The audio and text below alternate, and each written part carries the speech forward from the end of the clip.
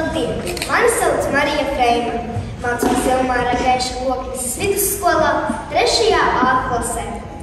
Šodien es jums pastāstīšu pasaku, kuru pierakstījis Jānis Apkalns Loknesē. Kā velns māca kalējam dzelzi šveicēt.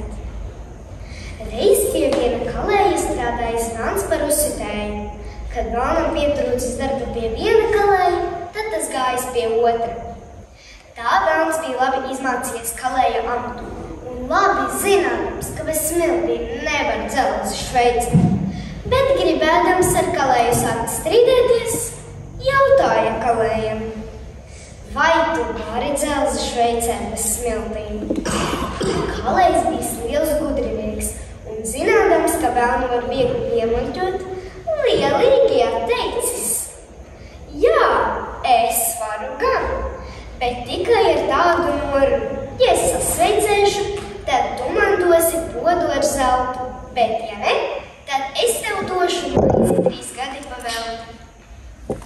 Tā nu viņi sadarējuši, darītu izpildīšanu nolikuši uz rītu. Kad velns bija aizgājis, kalējs pasaucis savu sievu un izstāstījis, ka viņš sadarējis ar velnu. Izmācīja sievu, kā lai viņa dara. Vakarā piebēruši vienu pakulu kodeļu, un kalējs norunāja tā: rītā, kad atnāks velns, un man būs jau viss tik tālu sagatavots, tad es piesitīšu ar āmuru 3 reizes. Tad tu nāc ar savu kodeļu, svirtot dusmās uz uguns un saki: lai velns parauj tādu kodeļu. Kā runāts, tā darīts. Otrā rītā velns klāt.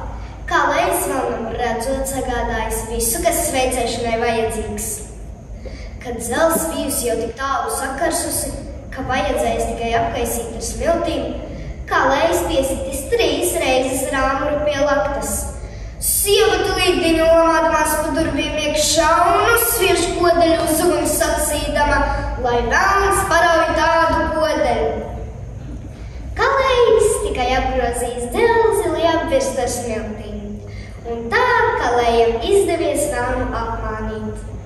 Tā kā velns derības pazaudējis, ne vārda nesacījis, aizgājis pēc naudas poda, atnesis to kalējam, bet no tās reizes vairs pie kalēja nestrādājis.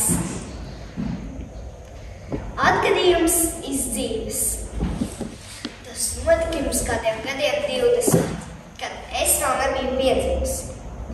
Vienu dienu Oma ar manu 4-gadīgo brāli Kārli lika puzlītes par dzīvniekiem un tā bērniņiem. Kārlīts bija atradis zirgu, un Oma uzdot jautājusi: kā sauc zirga bērniņu? Kārlīts padomājis un nopietni atbildējis: krūšturis.